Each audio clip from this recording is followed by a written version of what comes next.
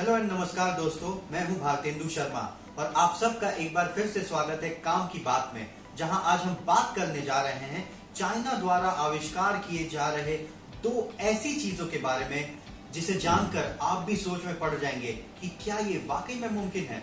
आइए देखते हैं।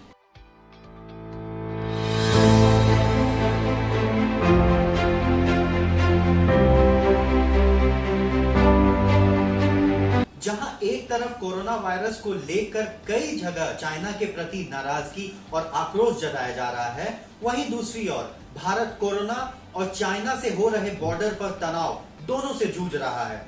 माहौल गर्म है। चाइनीज ऐप्स और उनके प्रोडक्ट्स को बॉयकॉट करने का जो अभियान है वो जोर शोर से उफान मार रहा है। चाइना के खान पान और उनके कई अमानवीय तरीके के एक्सपेरिमेंट्स के ऊपर सवाल उठते आए हैं।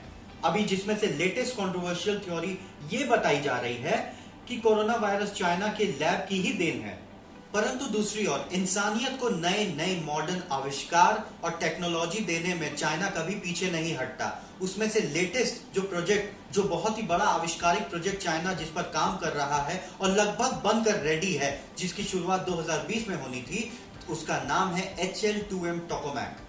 HL2M टोकामैक यानी कि चाइना ने एक आर्टिफिशियल सूरज बनाकर लगभग रेडी कर लिया है और रिपोर्ट्स की माने तो ये हमारे सोलर सिस्टम वाले सूरज से 6 गुना ज्यादा गर्म है। हमारा जो रियल सन होता है उसका तापमान उसके कोर पर 15 मिलियन डिग्री सेल्सियस तक पहुंच जाता है। वहीं दूसरी ओर चाइना द्वारा बनाया गया ये आर्टिफिशियल सूरज का तापमान 100 मिलियन डिग्री सेल्सियस तक पहुंच सकता है। साइंटिस्ट की माने तो अगर ये प्रोजेक्ट सक्सेसफुल होता है तो इंसानियत को एक कदम और नजदीक ला दिया जाएगा अनलिमिटेड क्लीन एनर्जी क्रिएट करने में। इस आर्टिफिशियल सन को इस तरह से डिजाइन किया गया है कि इसमें न्यूक्लियर फ्यूजन रिएक्शन एकदम हूबहू वैसे ही कराया जा सके जैसे कि रियल सन में होता है, जिसके कारण सूरज बहुत ही भारी मात्रा में लाइट और एनर्जी जनरेट करता है। न्यूक्लियर फ्यूजन वो प्रोसेस होता है जिसमें दो हल्के न्यूक्ली यानी कि जो एटम्स के पार्ट होते हैं उन्हें इस तरह से यूज किया जाता है ताकि एक भारी न्यूक्लियस बनाया जा सके। ये भारी न्यूक्लियस जो बनता है तो इस फ्यूजन को हम न्यूक्लियर फ्यूजन कहते हैं, जिसके द्वारा भारी मात्रा में एनर्जी रिलीज होती है। ये जो न्यूक्लियर फ्यूजन होता है ये बहुत ही आम बात होती है स्टार्स में, जैसे कि सूरज में, जिसके वजह से खूब सारी एनर्जी लाइट रिलीज होती है। बड़े ही सीधे शब्दों में अगर आपको समझाया जाए तो सन एक स्पेशल कुकर की तरह होता है जिसके अंदर बहुत ही स्पेशल चीज पकती है जिसका नाम है हाइड्रोजन, जिसके कारण बहुत ही भारी मात्रा में एनर्जी और लाइट जनरेट होती है।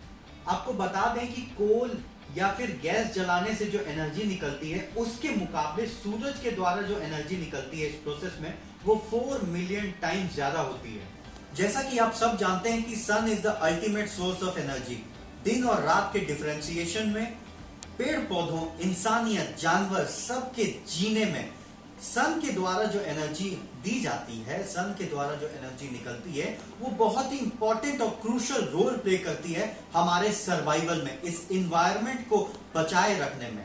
तो क्या ऐसा ही एक सन या फॉर एग्जाम्पल एक कुकर अर्थ पर बनाना मुमकिन है जो इतनी एनर्जी के सामने खड़ा हो सके या इतनी एनर्जी को सस्टेन कर सके? इसके सक्सेसफुल होने पर एक बड़ा सवाल है। Let me tell you another interesting thing. सिर्फ सूरज ही नहीं, चाइना ने एक आर्टिफिशियल मून बनाने का भी काम बहुत पहले शुरू कर दिया था और ऐसा प्रेडिक्ट किया जा रहा है कि ये आर्टिफिशियल मून ओरिजिनल मून से 8 टाइम्स ज्यादा ब्राइटर होगा। रिपोर्ट्स की माने तो इस प्रोजेक्ट का लॉन्च इसी साल होना था। इस एक्सपेरिमेंट के तहत चाइना की एक प्राइवेट इंस्टीट्यूट एक आर्टिफिशियल मून को लॉन्च करने वाली है, जिससे उनके चेंगडू नाम के एक शहर पर आर्टिफिशियल रोशनी जनरेट कराई जा सके। इस एक्सपेरिमेंट का यह मकसद है कि अगर ये प्रोजेक्ट सक्सेसफुल होता है तो स्ट्रीट लाइटिंग, स्ट्रीट लैंप्स की एक अल्टरनेटिव मिल सके जिससे बिजली और पैसे की बचत हो और एनर्जी को कंजर्वेट किया जा सके। ये वाला मून जिसको एक टेस्टिंग के तौर पर लॉन्च किया गया है, ये एक लिमिटेड एरिया कवर करता है और इस प्रोजेक्ट पर जो लोग काम कर रहे हैं उनकी माने तो अगर ये सक्सेसफुल होता है तो चाइना के उस शहर में 1.2 बिलियन युआन तक वो लोग बचाने में सक्षम रहेंगे इस आर्टिफिशियल लाइट को जनरेट करने के बाद। इसके बाद 3 और मून्स की प्लानिंग की जा रही है। अगर सब कुछ सही हुआ और ये प्रोजेक्ट भी सक्सेसफुली लॉन्च होता है तो 2022 तक 3 और ऐसे आर्टिफिशियल मून को जनरेट किया जाएगा, लॉन्च किया जाएगा, जिससे और वाइडर एरिया कवर किया जा सके। क्योंकि इस आर्टिफिशियल मून का एल्टीट्यूड 500 किलोमीटर लो है और डायमीटर भी छोटा है, तो इसमें एक्यूरेसी बहुत ही इंपॉर्टेंट रोल प्ले करती है। अगर इसमें एंगल ऑफ रिफ्लेक्शन थोड़ी सी भी डिग्री से इधर उधर होता है तो ये लाइट रिफ्लेक्ट होकर कहीं और ही चल जाएगी। तो ये एक बहुत ही बड़ा ब्लंडर साबित हो सकता है कि जहां पर आप रोशनी कराना चाहते थे वहां नहीं होकर ये कहीं तीसरे ही जगह पहुंच जाती है। दूसरी बात, क्योंकि इस आर्टिफिशियल मून को एक अर्बन एरिया में लॉन्च किया जाएगा तो इससे ग्लो कितना होगा वो भी बहुत इंपॉर्टेंट रोल प्ले करता है। अब आप देखिए कि इंसान हो या जानवर, उनके लिए रात और दिन दोनों डिफर करते हैं। साइकोलॉजिकली वो प्रिपेयर्ड हैं, अभी तक एक सिस्टम में बंधे हुए हैं कि दिन में एक काम करना है, रात को कुछ काम करना है। तो एक तरह से रूटीन डिवाइडेड होती है। अगर जरूरत से ज्यादा ग्लो होता है तो इसका ये साइकोलॉजिकल बैलेंस जो है उस पर एक बहुत बड़ा प्रभाव देखने को मिलेगा। जो जानवर रात को निकलते हैं उन पर भी ये बहुत बड़ा प्रभाव कर सकता है। आविष्कार, डेवलपमेंट, लेटेस्ट एडवांस टेक्नोलॉजी, ये सब चीजें बहुत ही अच्छी होती हैं सुनने में और ह्यूमन सिविलाइजेशन को इंप्रूव करने के लिए, 2 कदम आगे ले जाने के लिए। एक शॉट में आपको चीजें मिल जाती हैं, एक क्लिक में चीजें आपके पास होती हैं। बहुत ही अच्छी चीजें हैं ये सब, पर साथ ही साथ इनका दुष्प्रभाव भी होता है, नेगेटिव इफेक्ट्स भी होते हैं। या तो आपको भुगतना होगा, या आपके आसपास जो जीव जंतु हैं, या फिर इस इन्वायरमेंट को। हर इन्वेंशन या किसी भी इनोवेशन का कुछ ना कुछ कहीं ना कहीं साइड इफेक्ट होता आया है और होता रहेगा।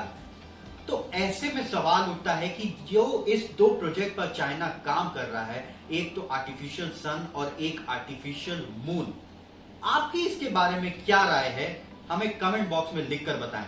तब तक के लिए मिलते हैं आप सब से काम की बात में एक और नए एपिसोड के साथ। धन्यवाद।